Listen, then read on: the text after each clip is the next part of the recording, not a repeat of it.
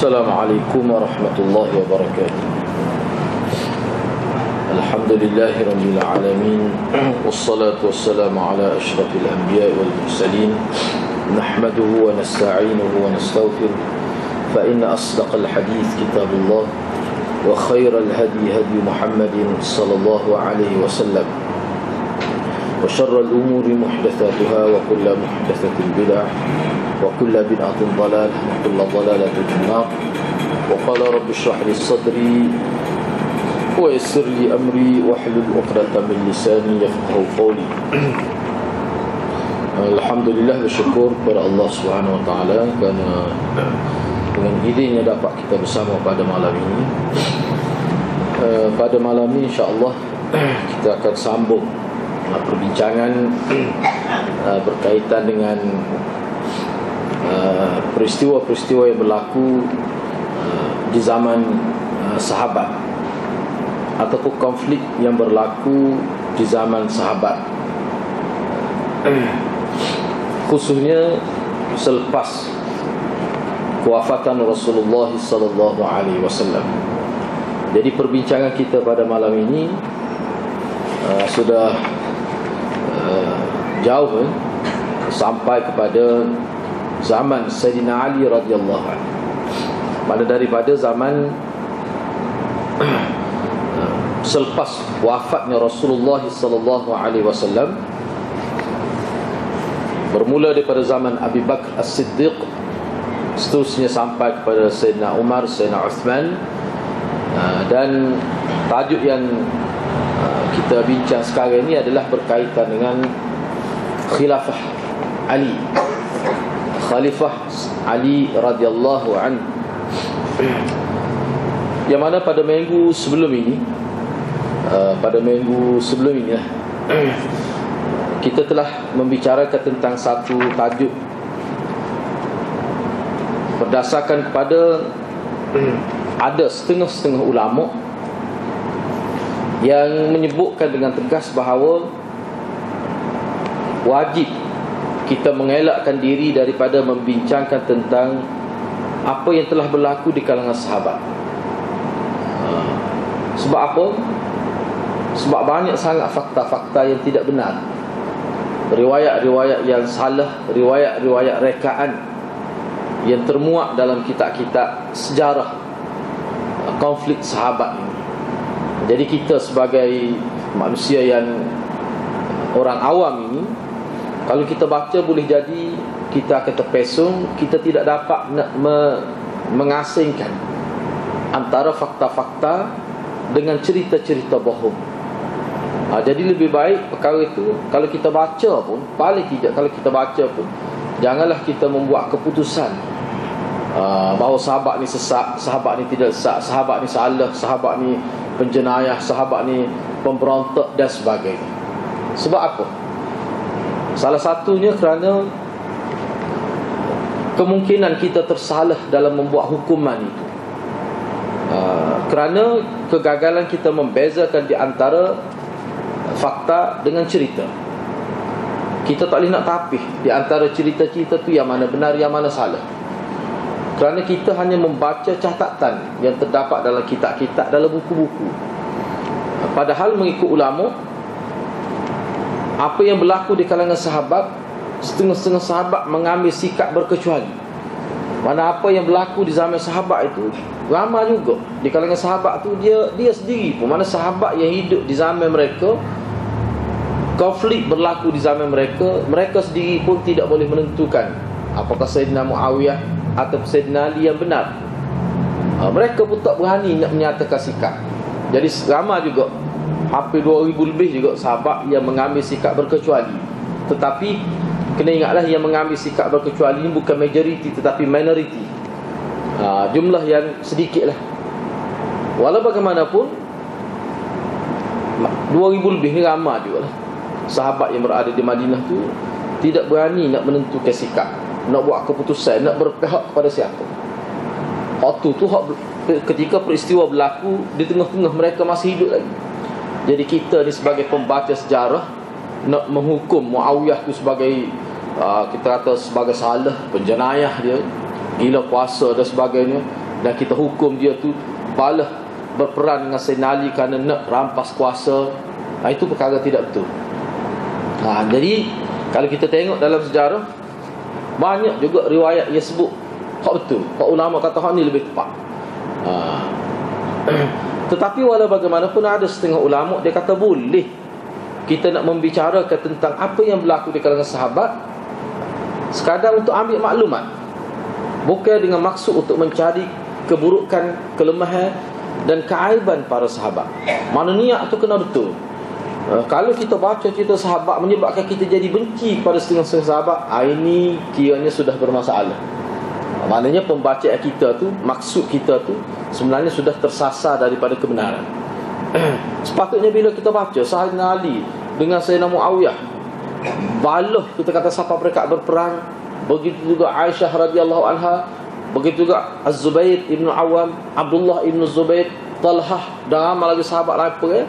Kalaulah dengar kita baca kenyataan-kenyataan yang tertulis, yang tercatat dalam kitab-kitab, dalam buku-buku, kalau sampai satu tahap kita jadi benci kepada mana-mana sahabat yang dijamin syurga ini, maka itu sudah termasuk dalam perkara yang tidak wajar. Itulah sebenarnya ulama bimbang takut jadi begitu. Dan terbuktinya jadi sungguh gitu.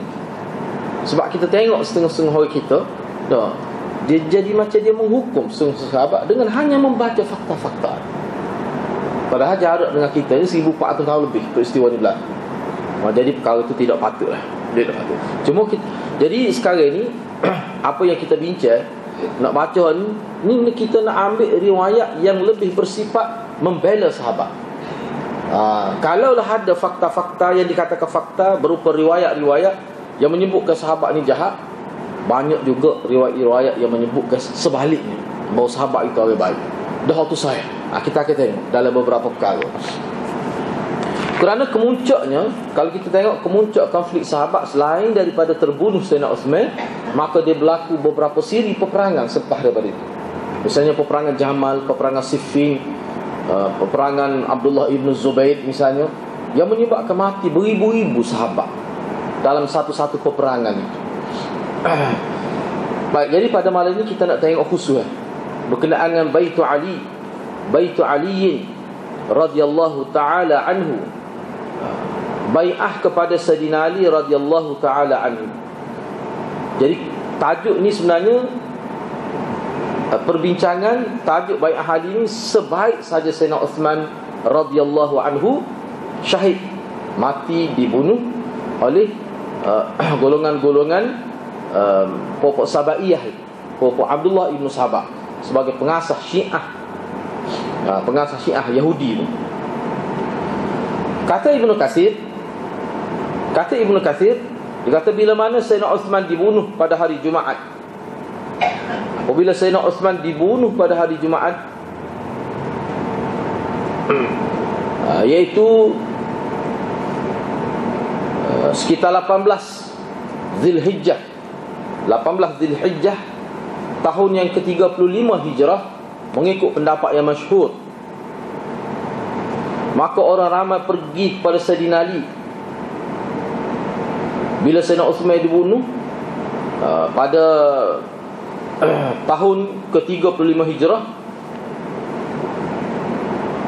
hari bulan yang mengikut pendapat yang masyhur 18 Zulhijjah, hari Jumaat Sayyidina Uthman dibunuh.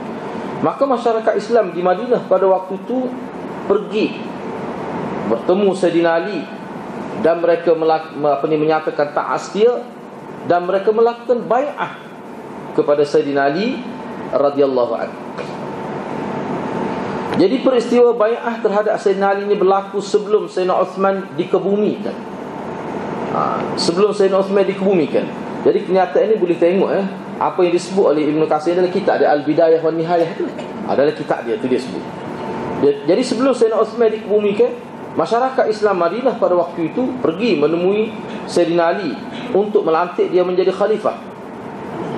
Walau ada juga setengah riwayat sebut masyarakat pergi menemui Sayyidina Ali untuk melantik dia menjadi untuk melantik dia menjadi khalifah atau untuk membai'ah dia sebagai khalifah. Peristiwa ini berlaku selepas Sayyidina Uthman dikebumikan. Jadi maknanya ada dua pendapat lah. Ada yang kata masyarakat Madinah membai'ah Sayyidina Ali sebelum Sayyidina Uthman dikebumikan. Tetapi ada juga pendapat yang menyebutkan bahawa bai'ah itu berlaku selepas Sayyidina Uthman dikebumikan. Tetapi dalam kenyataan kitab Al-Bidayah wan Nihayah, Ibnu Katsir sebut hak selepas dikebumikan itu pendapat yang tidak kuat. Sebab dikatakan kila, dikatakan. Jadi hak masyhurnya sebelum Sayyidina Uthman dikebumikan.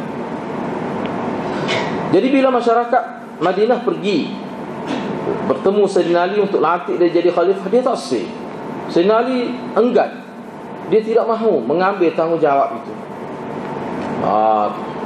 Dia tak sih terima jawatan. Sehingga beberapa kali didesak supaya dia terima jawatan khalifah. Sebab masyarakat menganggap tak ada dah orang lain lebih layak. Bila Sayyidina Uthman wafat, maka lebih layak mulah Sayyidina Ali. Tak ada dah orang lain lebih layak. Tapi Sayyidina Ali tak mahu. Setelah beberapa kali didesak, maka dia lari. Sayyidina Ali lari. Dia lari bersembunyi di dinding Bani Amr bin Mabdul. Dia masuk dalam dinding ni malah kota yang dibuat daripada batu lah. Pagar batu tinggi lah. Sebab kita tengok pagar istana lah, lagi tu dia panggil haid. Dia masuk, dia kunci, duduk dalam senyap.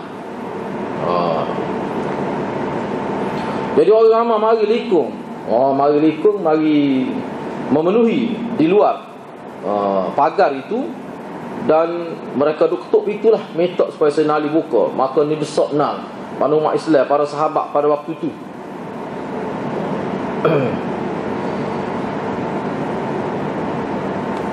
Tak ada orang nak buat. Jadi orang ramai tak ada orang nak buat. Ni saya terjemah selalu, tak ada orang nak buat. Apa Sayyidina Ali tak betul. Akhir sekali masyarakat Madinah pergi jumpa Talhah bin Ubaidillah dan Zubair ibn Awwam. Ajak demo ni mari, supaya demo ni sendiri mari pujuk Sayyidina Ali supaya menerima jawatan khalifah. Tasih Sayyidina Ali. Sebab khalifah ni merupakan taklif, bukan taklif ni makna jawatan khalifah pemimpin ni adalah merupakan tanggungjawab, bukan suatu kemuliaan. Bukan suatu pemuliaan ataupun jadi gah dengan sebab jadi khalifah. Tapi hak ni penuh dengan tanggungjawab. Bila seorang itu memegang jawatan khalifah, banyak pantalara yang dia terpaksa ikat diri dia supaya dia jangan buat. Mana berat jawatan khalifah ni. Gitu. Jadi bila masyarakat Madinah pergi bersama Talhah dan Zubair, maka masing-masing mereka berkata, inna hadzal amra la yumkinu baqa'uhu bila amirin wa lam yazalu bi hatta ajaba wa kharaja Ali ila al-masjid fabay'ahu ammatun nas. Ini kenyataan ini terdapat dalam kitab Al-Bidayah wan Nihayah. Bila mana masyarakat Madinah sebut, sesungguhnya jawatan khalifah ini tidak boleh kekal tanpa penyandangnya. Tak boleh. Hak ni tak boleh biar kosong gini jawatan, bahaya. Jadi perkara ni masyarakat faham dari segi politik. Sebab kita kata tak, di Kelantan kita ni, bila mati meninggalnya menteri besar, dia tak boleh kosong gitu. Dia kata nanti lepas klik umrah ni kita lantik lah. Tak boleh buat gitu. Nanti lepas haji ke, tak boleh kena lantik sekali. Sebab itu pemimpin tertinggi yang menentukan keputusan dalam sebuah negeri. Hak dia buat keputusan, kena lantik lalu esko paling kurang berapa orang. Dia ada hak asas tu. Untuk orang panggil sebuah kerajaan yang sah, dia kena ada. Kalau di Indonesia kita kat sebuah pada negeri, kena ada menteri besar dan beberapa orang esko dia kena ada sekali. Jadi masalah ni, isu ni semua orang faham. Sebab itulah para sahabat yang dikepalai oleh Talhah dan Zubair bersama dengan masyarakat Madinah, dia kata jawatan ni tidak boleh kekal dalam keadaan gini. Tidak boleh dalam keadaan tidak ada pemimpin Amirul Mukminin. Mereka berterusan mendesak Sayyidina Ali sehingga Sayyidina Ali pun buka pintu pagar. Bila buka pintu pagar, Sayyidina Ali keluar pergi ke Masjid Madinah. Dan Sayyidina Ali menyatakan bahawa dia bersetujulah untuk menjawab jawatan ini. Lalu masyarakat pada waktu itu melakukan bai'ah kepadanya. Ini dalam kenyataan oleh Ibnu Katsir dalam kitab Al-Bidayah wan Nihayah. Gitu. Jadi maknanya kalau kita tengok sini, Sayyidina Ali ni tidak nak sangat, tidak kata jadi macam gila kuasa, tak ada. Kata Ibn Arabi, seorang tokoh dalam bab sejarah ni, dia ni mahir dalam banyak bidang lah, bukan bab sejarah saja. Ibn Arabi ni, dia kata walau lal isra' bi aqdil bai'ah li Ali lajara ala man biha al madinah min al awbash ma la yarqa kharqu walakin azama alayhi al muhajirun wal ansar wa ra'a dhalika fardan alayhi fanqada ilayhi. Dari kita al awasim min al qawasim, kata Ibn al Arabi, kalaulah tidak kerana tindakan cepat melakukan bai'ah kepada Sayyidina Ali,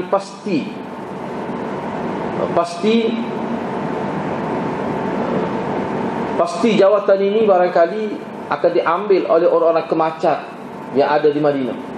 Sebabnya di Madinah masyarakat berbela kaum.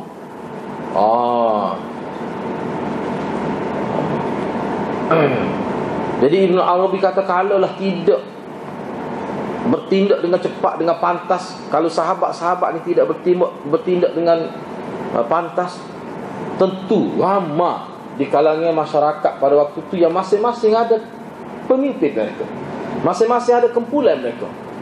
Bakalinya pakat lantik, yang pakat lantik banyak, katakanlah 10 kabilah ada, masing-masing angkat pemimpin dari kalangan mereka. Apa yang berlaku dari sudut politik? Boleh jadi berlaku peperangan, perpecahan dan sebagainya, macam-macam boleh berlaku. Bayar dia, dia pergi dengan satu kumpulan besar, kaumnya ramai. Gak musuh Islam pun tunggu, kok munafik, kok Yahudi ni, walaupun tak ada di Madinah pada waktu itu, bila-bila masa mereka boleh turun. Jadi tindak kecepat ni sebenarnya telah menyelamatkan. Dan sebab itulah kalau kita tengok dalam sejarah, kata Ibn Arabi, golongan Muhajirun dan Ansar dengan tegah selalu bertindak, dan selalu desak supaya Sayyidina Ali pegang jawatan. Dan mereka kata wajib Sayyidina Ali ambil jawatan, fardan alaih fanqada ilaih. Lalu Sayyidina Ali terpaksa akut dengan permintaan ini. Jadi sebenarnya kalau kita belajar tentang politik Islam, pelantikan khalifah ni boleh berlaku dengan beberapa cara. Yang pertama dengan melalui pelantikan persetujuan oleh ahlul hilli wal iqd. Dia panggil ahlul hilli waktu mana orang yang terdiri daripada beberapa orang. Seperti kita kata kat, bukan ahli parlimen, ahli Dewan Negara, tinggi lagi pada ahli parlimen. Dia ni persidangan dia ni, ni persidangan yang tertinggi lah dia. Ini ahlul halli wal aqdi ni satu jawatan kuasa yang terdiri daripada sahabat-sahabat besar, yang mana kalau mereka setuju lantik seorang, dia boleh berlaku pelantikan itu dikira sah, dan orang itu kena pergilah jawatan ni. Selagi melalui, kita kata sistem macam pilihan raya lah, mengambil kira undian di kalangan masyarakat di Madinah tu, orang yang dapat pencalonan yang terbanyak, maka dialah jadi jawatan khalifah. Hak ahlul halli wal aqdi itu maknanya dia yang membuat persetujuan. Katakanlah masing-masing Muhajirin, Ansar, ada kaum ni, okey, masing-masing calon ke orang dia. Katakanlah 5 orang calon. Okey, 5 orang ni bila dia tidak tarik diri, maka ahlul halli wal aqdi tengok di antara 5 orang ni siapa yang paling layak, kriteria yang paling tinggi, mempunyai karismatik, kita kata orang yang berkarisma. Jadi ahlul halli wal aqdi boleh nanti dia. Ada juga yang ketiga, kalau sekiranya dalam masyarakat itu telah menonjol seorang yang dia paling layak, dan kalau dia terima jawatan itu, semua akan jadi tenang masyarakat. Walaupun ada lagi hak lain yang layak, tetapi kalau orang lain ambil, boleh jadi timbul masalah, tak selesai juga, berlaku perpecahan di kalangan masyarakat. Jadi hukumnya orang ni, dia wajib pegang jawatan. Itu beberapa perkara yang kita tengok. Paling ringkasnya begitu. Jadi Sayyidina Ali ni duduk dalam situasi yang mana masyarakat menganggap dialah paling layak, yang mana kalau dia tidak ambil, boleh jadi ramai yang tidak puas hati. Tapi kalau dia ambil, akan puas hati, sebab dia daripada Quraisy, al-a'immatu min Quraisy. Dan memang terbukti Sayyidina Ali ni banyak kelebihan. Sebab itulah masyarakat desak tu. Lepas tu kalau dia tak say, kalau boleh kau lain lagu mana? Dalam situasi ni macam-macam boleh berlaku. Baik, katakanlah satu kumpulan tu latih pun dia setujulah kau sudah. Nak jatuh pula tu, boleh jadi melalui proses lain tu, peperangan dan sebagainya. Sebelum berlaku situ, inilah yang dimaksudkan Ibn Arabi, maknanya tindakan pantas daripada Muhajirin dan Ansar. Latih selalu.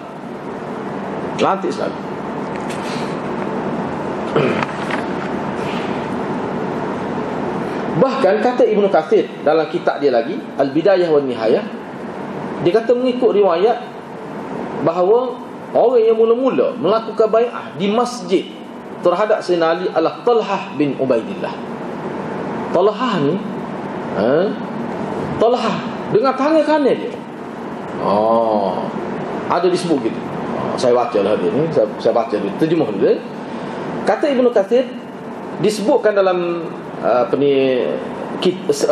sejarah bahawa ada fakta, ada riwayat yang menyebutkan bahawa orang yang mula-mula melakukan bai'ah kepada Sayyidina Ali adalah Talhah. Dia bai'ah tu dengan tangan kanan dia. Bai'ah, mana dia tak pegang tangan Sayyidina Ali. Aku setuju Latif mau jadi khalifah. Itu mana bai'ah atau kuakat tangan dengan tangan kanan dia. Sedangkan tangan kanan dia syalla min yaumi Uhud. Sedangkan Talhah bin Ubaidillah ini, dia ni tangan kanan dia memang lumpuh sampai mati. Tangan kanan dia mengikut satu riwayat memang gitu pun sebenarnya. Tangan kanan dia ni syallak ni maknanya tak boleh gerak. Sebab apa? Sebab tercedera dalam peperangan Uhud. Kerana apa? Kerana dia menjadikan tangan kanan dia sebagai benteng. Bila dia nampak anak panah nak kena Nabi, dia holok tangan dia. Biar anak panah kena tangan dia. Jadi beberapa bata panah kena tangan kanan dia, menyebabkan tangan kanan dia jadi lumpuh sampai mati. Ni sahabat Nabi yang bernama Talhah ni, yang begitu banyak kelebihan adalah hadis sebut kata dia ni. Dan dia ni salah seorang sebagai ahli syurga. Nabi sebut keran dia ni, Talhah. Dan Talhah ni lah Syiah kata hak zina dengan Aisyah selepas Nabi wafat. Hak semasa Nabi hidup tu, pokok munafik sebar berita kata Aisyah ni berzina dengan Safwan. Tapi selepas Nabi wafat, Syiah pula buat cerita dalam kitab dia bahawa Talhah berzina dengan Aisyah ketika dalam perjalanan pergi ke Sana'a. Dalam kitab dia, Talhah ni yang mana tangan dia ni cacat sebelah, lumpuh sebelah kerana mempertahankan Nabi dalam peperangan Uhud pada tahun ketiga Hijrah. Jadi bila disebut bahawa Talhah telah membai'ah Sayyidina Ali dengan tangan kanan dia, sedangkan tangan kanan dia terlumpuh, macam mana dia boleh bai'ah dengan tangan kanan dia terlumpuh? Kau dia akak gitu, kau lagu mana? Jadi ada setengah orang sebut, setengah kaum sebut, demi Allah, ni di zaman tu lah tak jadi bai'ah tu, tak sempurna. Apa? Sebab dia bai'ah dengan tangan kanan, sedangkan tangan kanan dia tu sakit, tangan kanan dia tu lumpuh. Kata Ibn Arabi, dia kata tak boleh jawab sabit sikit ambuk. Baik, katakanlah kita terima betul cerita ni, bahawa Talhah telah melakukan bai'ah dengan tangan kanan dia yang lumpuh itu, maka tak jadilah. Kenapa tangan lumpuh? Baik, kalau tangan dia tu tidak lumpuh, jadilah. Maknanya jadi tak jadi bai'ah ni kerana seorang. Gitu kah? Maknanya kita lumpuh tak jadi. Maknanya kalau tangan dia tu molek, sahab molek seperti kita, maka jadi. Apakah kerana tu jadi terlantiknya seorang khilafah? Tak pernah sahabat sikit ragu. Maknanya cerita ni dibuat untuk nak ayatnya bahawa bai'ah pada Sayyidina Ali ni mana tidak jelas, seolah nak kata gitu. Sebab tu Ibn Arabi kata tak nak sahabat sikit rabuk sini. Padahal kalau kita terima pun betul, kalau kita terima betul sungguh, memang tangan kanan dia lumpuh tu lah, itu satu kemuliaan tu. Apa? Sebab tangan dia lumpuh tu bukan kiblat memutus, tapi kerana mempertahankan Rasulullah dalam peperangan Uhud dan sempurna. Dan dengan tangan kanan itulah sebenarnya yang menyumbang besar kepada kemenangan peperangan itu, penyumbang besar. Maka lagilah kesan, lebih berkesan bertanya ashab yang tidak berperanan dalam agama. Mana tak ada masalah tu. Tapi nak ayatnya gitulah, kadang-kadang manusia ni Kadang-kadang sesuatu yang berlaku tu dia nak eksploitasi, dia nak guna walaupun tak nasabah pun dia guna. Padahal tak ada pun satu nas kata tak boleh bai'ah dengan tangan hak lumpuh ni. Tapi dia bawa cerita tak jadi, dia kata. Orang tak apa segar tu lah ni.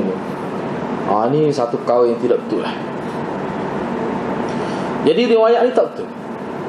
Tu Ibnu Katsir yang ayat. Patut ada pula riwayat. Ni contoh, beberapa contoh riwayat dalam bab sahabat. Sebab tu kena beringat. Jadi kalau kita baca buku, pakai baca kita, sebab tu kita kena buat perangan ni, sikap ni, iaitu apa yang dibaca dalam buku dianggap betul semua. Itu satu perkara yang salah, sangat salah. Kita baca dalam kitab ni kena tapih pula. Enggak ni semua ni ada dalam kitab belakang. Fakta-fakta tak betul. Misalnya ada disebut, ni masih lagi tersebut dalam kitab Al-Awasim minal Qawasim. Ada juga tersebut dalam kitab-kitab sejarah yang menyebutkan bahawa Talhah dan Az-Zubair Ibn Awam, Zubair Ibn Awam menantu Sayyidina Waqah, disebutkan bahawa Talhah dan Zubair kedua-duanya telah melakukan bai'ah kepada Sayyidina Ali dalam keadaan mereka dipaksa, di mana selepas daripada itu Talhah berkata, dia kata mana? Bay'atu wa sayfu aliyin ala unuqi. Dia kata aku melakukan bai'ah pada Sayyidina Ali dalam keadaan pedang Sayyidina Ali diletakkan di atas tengkuk aku. Maknanya kalau mutabayah aku kerak tekukmu. Maka masa dia melakukan bai'ah, begitulah situasi yang berlaku pada dia. Ni tak betul. Jadi seolah-olah Sayyidina Ali dengan kuasa yang ada pada dia, dia telah memaksa Talhah supaya melakukan bai'ah dengan cara diletakkan pedang atas tekuk Talhah. Bahkan Zubair diletak gitu juga. Zubair Ibn Awam pun dikatakan diletak pedang juga atas tekuk, dipaksa supaya bai'ah pada Sayyidina Ali.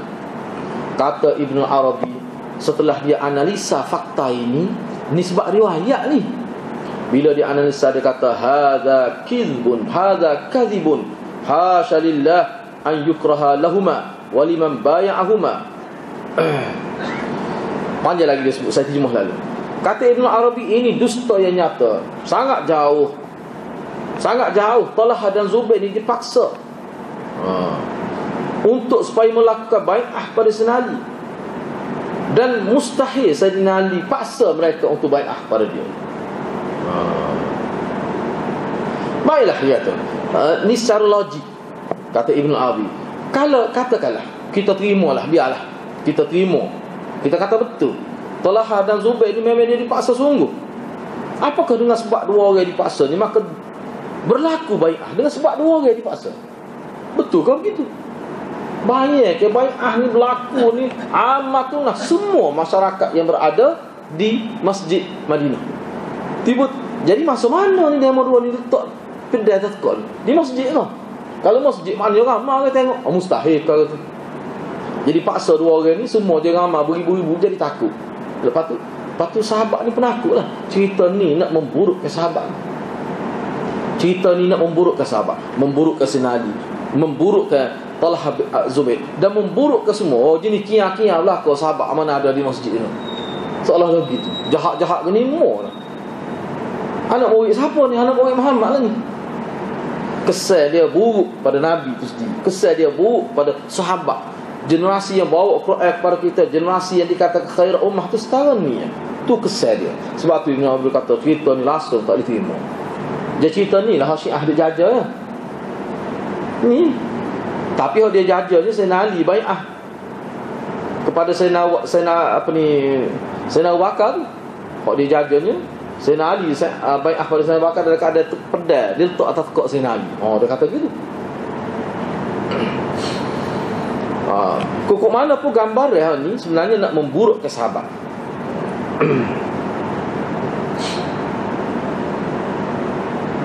Gitu. Baik. Jadi tujuan kita ni sebut beberapa riwayat dalam cerita-cerita bohong yang berkaitan dengan pelantikan Sayyidina Ali sebagai khalifah ni, sebagai peringatan kepada kita bahawa di zaman sahabat itu, cuma masalahnya ulama sendiri pun tak jelas riwayat-riwayat ni bila timbul. Itu tidak boleh ditentukan. Kalau kita baca riwayat kata Sayyidina Ali paksa Talha dan Zubair tak pedai atas tekak dia. Riwayat ni apakah zaman Sayyidina Ali ada dah? Ulama riwayat tiba-tiba ada. Bila dibuat cerita ni, ni tidak diketahui. Tidak diketahui. Tapi adalah dalam kitab tu. Sebab tu kena beringat benar. Macam-macam masa kita sekolah itu teruk kan cerita.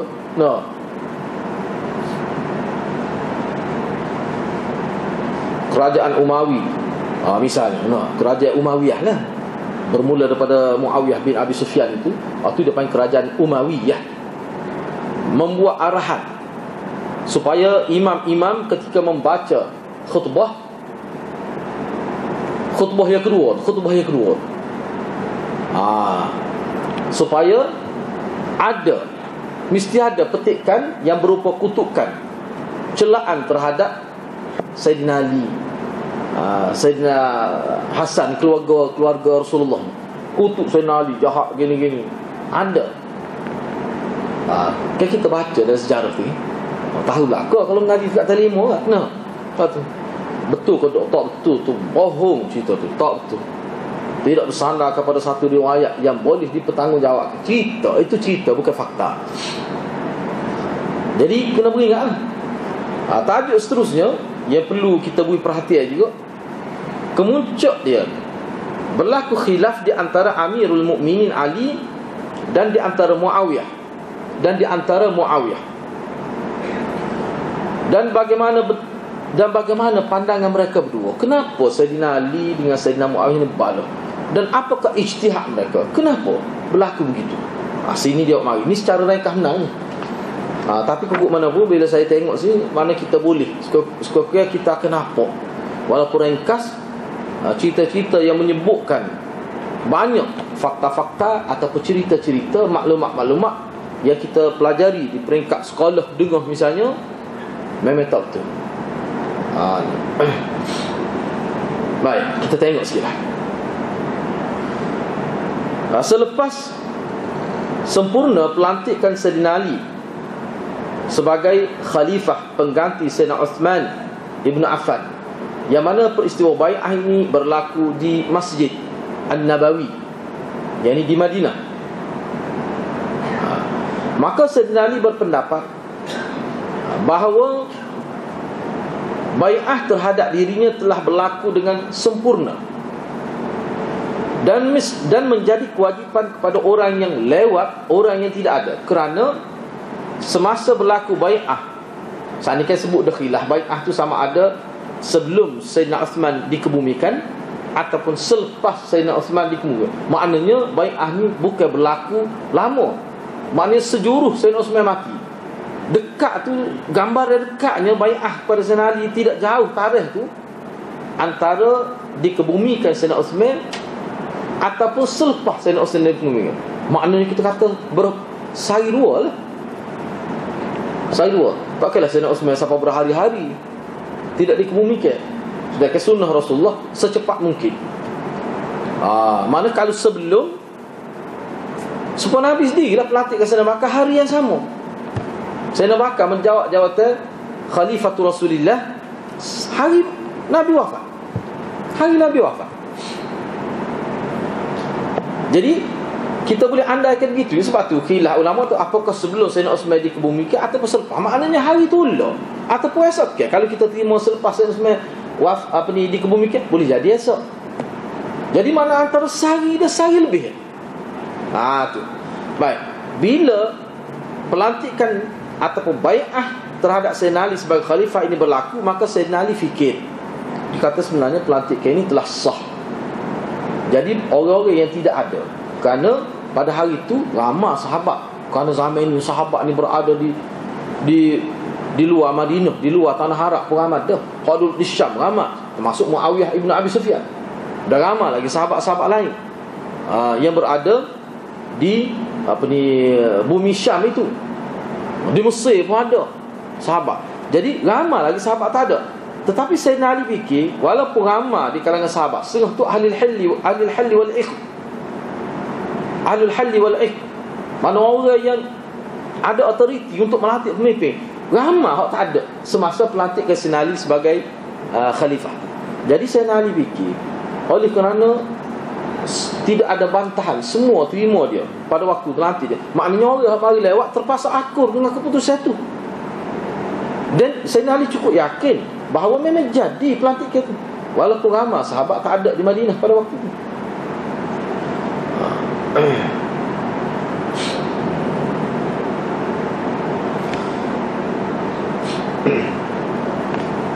Seterusnya kita tengok mengikut urutan dia. Di sini disebut secara ringkas juga. Di sini apa ni hak saya sebut tadi kerana terlalu ringkas boleh jadi timbul persoalan di minda kita. Apa sebut gitu? Kenapa sebut? Bila berlaku bai'ah dan Sayyidina Ali pun yakin telah berlaku bai'ah dengan sah mengikut syarat, maka orang-orang yang tidak bai'ah pada di hari itu mesti bai'ah juga. Sebab apa? Sebab dia mesti terima, dia kena akur lah, sebab dia sudah dilantik menjadi secara sah. Kenapa sebut begitu? Kerana dalam buku-buku sejarah ada disebutkan, ada yang mempertikaikan sah, kesahihan sah pelantikan itu, ada yang mempertikaikan. Yang ini mereka kata pelantikan Sayyidina Ali tidak sah. Kenapa? Kerana ramai tokoh-tokoh yang berautoriti untuk melantik pemimpin tak ada ketika berlaku bai'ah pada Sayyidina Ali. Ada suara-suara yang sebut begitu. Memang ada. Maka Sayyidina Ali kata hal tu tak kira. Nak nanti ada berlaku gitu bila? Lama lah. Ni masyarakat ramai, Talha ada, Zubair ada. Ni puak-puak yang punya autoriti, ahlul halli wal iqd. Yani ahli jawatan kuasa yang diberi kuasa untuk melantik pemimpin. Kita akan tengok selepas ni. Perkara itu dia ada berkaitan dengan poin-poin selepas ni. Baik. Di sini dikemukakan dua sebab. Kerana sebab utama hadirat, sebab utama, punca utama kita kena tahu. Selain daripada punca-punca lain, punca utama hak lain itu dia panggil punca ataupun faktor sampingan yang digunakan oleh musuh Islam. Kalau kita perhati dari sejarah, kalau kita baca, punca utama berlaku konflik zaman Sayyidina Ali adalah kerana nak menuntut bela di atas kematian Sayyidina Uthman. Itu punca utama. Kita kena tahu tu. Hak tu sebenarnya, sama ada Aisyah ke, sama ada Muawiyah ke, sama ada Talhah ke, sama Az-Zubair Ibn Awam ke, mereka ni tak puas hati pada Sayyidina Ali atas dasar kenapa Sayyidina Ali tak bertindak selalu terhadap pembunuh-pembunuh Sayyidina Uthman, sedangkan pembunuh-pembunuh Sayyidina Uthman ni Mas Rama menjadi tentera dia selepas pada itu. Bila dia bunuh Sayyidina Uthman, setengahnya balik ke Kufah, setengahnya balik ke Mesir, tapi Rama juga yang mendaftarkan diri menjadi tentera Sayyidina Ali. Musuh dari kaum Islam ni perangai pokok Syiah ni. Gitu. Sebab tu Rama sahabat komplain, apa tidak tangkap, tidak bunuh lalu? Dah kamu pegang jawatan yang sah ke sebagai khalifah? Dalam kini Sayyidina Ali dia berijtihad. Antara yang disebutnya, besarnya, dua sebab. Kenapa Sayyidina Ali tidak segera bertindak kepada pembunuh Sayyidina Uthman Ibn Affan. Yang pertamanya, Sayyidina Ali nak supaya umat Islam bersatu dulu.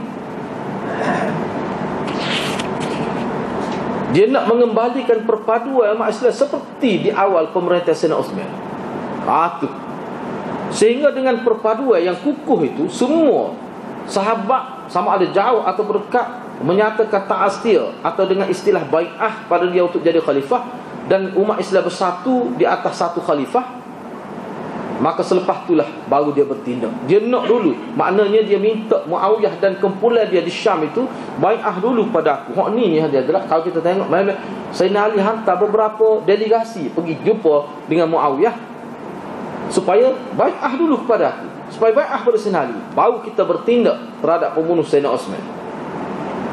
Sayyidina Ali beralasan, berhujah. Dia kata, macam mana kita nak bertindak kerana untuk membela darah Sayyidina Uthman, nak buat tindakan segera. Kerana apa? Kerana pada waktu itu berlaku macam kita kata demonstrasi lah. Ramai juga yang melakukan demonstrasi. Lepas tu kumpulan-kumpulan yang terlibat dalam pembunuhan Sayyidina Uthman ni, mereka adalah jumlah yang ramai, dan ramai di kalangan mereka ni sudah menjadi askar kerajaan pada waktu itu. askar kerajaan Madinah pada waktu. Kalau bertindak dalam keadaan begini, dia boleh menyebabkan politik dalam huru-hara, boleh menyebabkan berlaku huru-hara.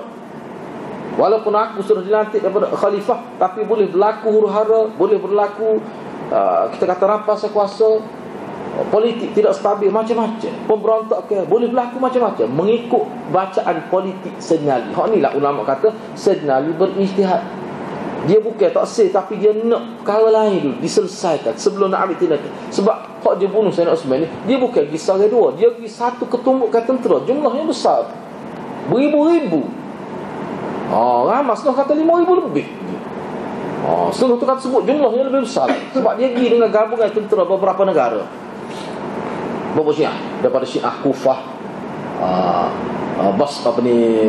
Basrah pada Mesir pada tu mari.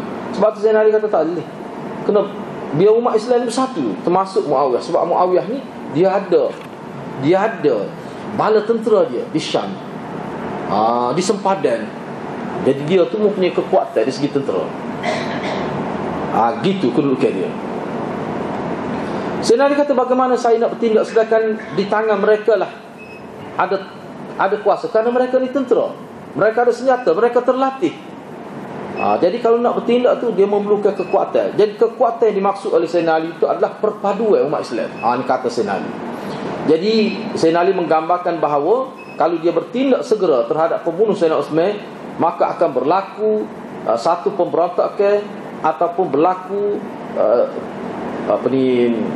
perkara yang lebih teruk lagi, ramai lagi yang akan terkorban. Ini mengikut isytihat Sayyidina Ali. Lepas tu Sayyidina Ali sebut juga, Sayyidina Ali kata, masalah sekarang bukan semua tentera-tentera terlibat bunuh Sayyidina Osman itu menjadi tentera kerajaan Madinah. Ramai juga mereka sudah balik ke Basrah, sudah balik ke Kufah. Jadi untuk tangkap mereka, kalau nak kejar mereka, dia perlu kekuatan tu.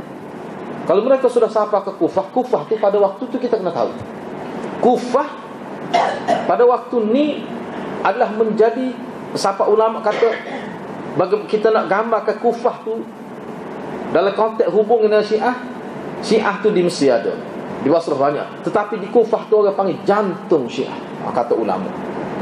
Maknanya jantung Syiah, maknanya tempat operasi Syiah yang paling kuat. Jadi kalau kita nak pergi serang Kufah, lepas tu dia perlu tenaga. Lepas tu Syiah ni bukan duduk situ saja. Cuba bayangkan kalau diserang Syiah di Kufah, lepas tu Syiah di Basrah, dia akan bertindak pada umat Islam di situ. Lepas tu Syiah berada di Mesir, dia akan bertindak, boleh jadi dia bunuh umat Islam. Kena fikir tu. Mana Syiah yang kuat yang berada di tempat, dia akan bunuh umat Islam yang berada di kampung-kampung mereka. Itu pendapat Sayyidina Ali.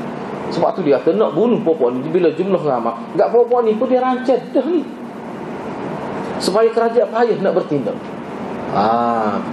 Ini pendapat Sayyidina Ali. Sebab itulah dia tunggu supaya semua umat Islam bai'ah pada dia, dan kita susun kekuatan dengan cara yang sistematik, kemah molek, baru boleh tindak. Jadi perlu masa lah tu. Tu yang pertama. Yang kedua, alasan Sayyidina Ali yang kedua ni ijtihad dia lah. Lepas tu kita sebut lah bagaimana jawab balas Sayyidina Muawiyah itu, ijtihad Muawiyah pula, dan sahabat-sahabat lain termasuk Talha, termasuk Az-Zubair. Yang keduanya, Sayyidina Ali tunggu supaya wali ataupun keluarga Sayyidina Osman ni bangkit untuk membuat dakwaan, menuntut supaya kerajaan bertindak. Kemudian barulah kita akan bertindak, menjatuhkan hukum melalui proses syariat, proses undang-undang agama. Jadi tak boleh kita nak serang, kita nak bunuh mereka tanpa sebab hal ni sebenarnya, hal ni dia bukan serang kerajaan Madinah sebenarnya. Dia pergi serang khusus Sayyidina Osman. Kita kena ingat, pemberontak ni dia bukan serang kerajaan Madinah. Ini kata-kata Sayyidina Ali dah. Perempuan ni dia pergi serang seorang. Siapa dia? Sayyidina Osman. Sebab itulah kita tengok musuh-musuh ni, masa dia pergi serang Sayyidina Osman, dia tak bunuh sahabat lain. Dia tak bunuh sahabat lain. Ni cerdik. Sebab orang lah ni lah, orang main politik. Dia tak serang kumpulan, dia serang boh dia. Tu cara dia tu. Dia cerdik lah ni. Dia kalau kita serai parti, serai kumpulan, dia jadi perang besar tu. Ni kita serai seorang. Nampak kawan. Jadi hak tu perlu kebijaksanaan dalam bertindak lah. Ni pun dia ke guru Sayyidina Osman seorang. Padahal sahabat ada tu. Walaupun sahabat masa tu ramai berada di Mekah kerana buat haji, musim haji. Dia buat umrah dan sebagainya. Hak ni nikih ni berlaku ni, cara dia ni, dia serai Sayyidina Osman seorang. Dia tak bunuh sahabat lain. Mana dia, kalau dia serai sahabat lain, maknanya dia serai kumpulan. Dia serai kerajaan ni tak. Jadi bila gitu, ni macam kih. Jadi Sayyidina Ali nak supaya keluarga Sayyidina Osman ni kena bangkit, tampil ke hadapan, mendakwa demon ni ataupun minta supaya kerajaan bertindak. Kena ada hal tu ni. Maknanya dia nak mengikut prosedur undang-undang lah.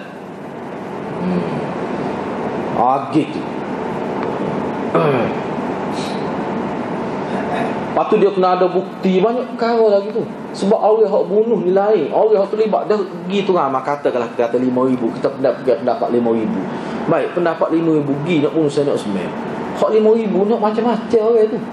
Serah tak makan upah pada. Jadi apakah bila kita nak hukum bunuh, kita kena bunuh kisah 5,000 tu? Kau kita nak cari siapa? Hak tu perlu teliti tu. Maknanya bagi Sayyidina Ali itu perlu kepada satu penelitian. Kena cermat situ. Misalnya kita kata dah, bagi contoh lah kita kata, lagu mana kita kata, pergi 100 orang, pergi bunuh seorang. Hak bunuh sebenarnya, hak tetap kau tu siapa? Boleh ada seorang, dua orang. Lepas tu hak 98 orang lagi tu buat ke dia? Hak je bawa kereta, hak jujur buat telefon je tengok. Lagu mana tu? Apakah hukumnya semua kena bunuh semua? Ke lagu mana?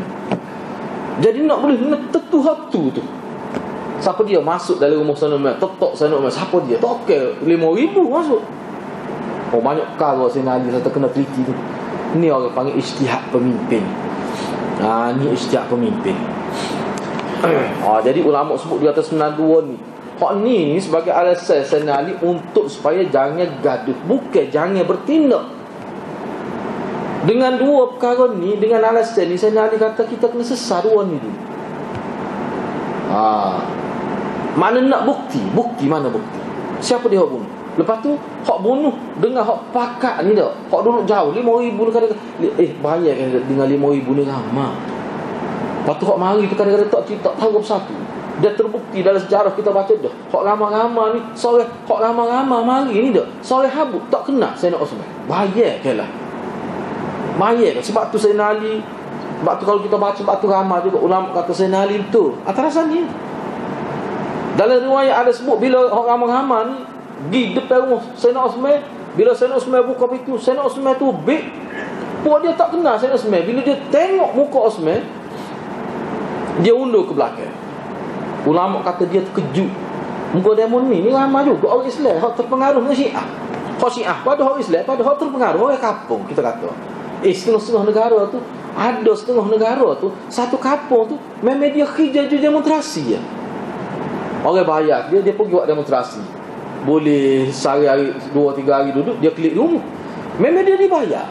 Dia kerja petani, orang bayar, ambil 50 ya orang. Pungah ngabah pergi buat demonstrasi. Nampak ramah. Sudah tu dia klik. Ada sekampung nak jenis lagu tu. Gak orang lagu ni kita nak kira lagu mana? Hak ni termakan dengan propaganda kata Sayyidina Osman tu je. Padahal dia Sayyidina Osman boleh tak kenal. Sebab tu bila tubik Sayyidina Osman tu dia pakai hundur ke belakang. Apa tu? Dia takut. Dia tengok muka Sayyidina Osman, dia tak nak sabar orang jahat ni. Sebab muka Sayyidina Osman ni Allah malu dia. Muka Sayyidina Osman ni memang hebat sebut dalam kelebihan. Sayyidina Osman ni antara orang yang wajah dia tu Nabi pun malu dia. Dalam riwayat sebut Nabi kalau dia duk buang dengan sahabat di rumah dia, ke mana dia tak akan maju, dia tak akan maju lah. Dia duk buang Sayyidina Wakar, dia nyengih tidur. Bila bunyi suara Sayyidina Osman, bangun pakai baju. Nabi dengan Sayyidina Osman. Mana itu kelebihan Sayyidina Osman. Jadi bila puan-puan ni tengok muka, dia kata ni kau Sayyidina Osman. Puak dia hundur ke belakang. Dia tak berani. Jadi makna orang-orang lagu ni kita nak bertindak, kita kena tahu siapa dia. Jadi orang panggil kepala pengak dia. Lebih baik kepala pengak. Kepala pengak ni mana ketua pemberontak yang mastermind dalam nak mempropagandakan isu-isu sehingga untuk mempengaruhi masyarakat. Dan siapa dia sebenarnya hak tua-tua? Dan siapa yang bunuh Sayyidina Usman? Hak tu perlu pada bayyinah tu Sayyidina Ali kata. Lepas tu orang-orang lain ni pun jadi kita tak kenakan hukum kisah, kita kenakan hukum lain. Kerana dia masyarakat biasa yang terpengaruh dengan cerita, tak erti apa-apa. Dia ada orang-orang sebenarnya. Siapa dia penjenayah sebenarnya? Sayyidina Ali kata hak ni bukan boleh disesat dalam sehari dua. Sebab setengah-setengah dia boleh kelik ke Basrah dah. Setengah-setengah tu kelik ke Kufah dah Sayyidina Ali kata. Tunggulah. Ni alasan Sayyidina Ali. Alasan Sayyidina Ali. Jadi alasan Sayyidina Muawiyah kita boleh bincang dengan selepas ni lah insya-Allah. Bagaimana pula pandangan Sayyidina Muawiyah, sahabat-sahabat lain pun yang mendesak Sayyidina Ali supaya bertindak. Dan saya telah sebut sebelum ni bahawa Muawiyah, sebab tu tak ada seorang sebenarnya, tak ada satu riwayat pun, tak ada seorang pun perawi yang meriwayatkan ni hak sahih yang menyatakan bahawa Sayyidina Ali ataupun Sayyidatina Aisyah sebenarnya keluar untuk berhadapan dengan Sayyidina Ali sehingga berlaku peperangan mereka dengan maksud untuk melucutkan jawatan Sayyidina Ali. Tak ada seorang riwayat hak sahih. Kalau tak sahih itu tak usah kira hak sahih. Hak sahih tak ada sah mengikut kajian ulama. Bahkan Muawiyah dalam kenyataan dia pernah sebut Sayyidina Ali paling layak jadi khalifah. Cuma aku tidak bai'ah kepada kamu ni sebab aku nak supaya kamu bertindak dulu. Aku nak. Kalau kamu tak mampu, jadi Sayyidina Muawiyah dia kata kalau Sayyidina Ali tak mampu nak berhadapan dengan puak-puak Sabaiyah ni yang bunuh Sayyidina Utsman ni, dia kata tentera dia mampu. Tapi Sayyidina Ali kata bukan isu mampu tak mampu, mu tu kena bai'ah pada aku dulu. Kita pakat. Sayyidina Muawiyah kata tak sih. Ni lah puncanya. Jadi insya-Allah tu kita bincang selepas ni lah. Jadi daripada kenyataan ni tidak kena cuma makna kita dalam bab kecek tentang sahabat. Jangan digaduh ya. Jadi gitulah sebenarnya antara tujuan kita bincang ni, supaya kita ambil sikap berwaspada, beringat. Kadang-kadang hok balah atas mata kita ni pun, ni ayah kita, ni pak dau kita, ni ustaz kita, kadang-kadang balah. Kena beringat. Orang-orang ni kena beringat. Kadang-kadang tak mesti ayah kita tu maka dia kena betul, tak mesti. Tak mesti tu. Jadi gitulah. Jadi mudah-mudahan Allah Taala jaga kita daripada tersalah kutub sahabat dan sebagainya kerana fakta, kerana cerita. Kita minta jauhlah daripada Allah Subhanahu Wa Taala. Jadi insya-Allah kita akan sambung tajuk ni pula di minggu hadapan lah, seterusnya insya-Allah. Assalamualaikum warahmatullahi wabarakatuh.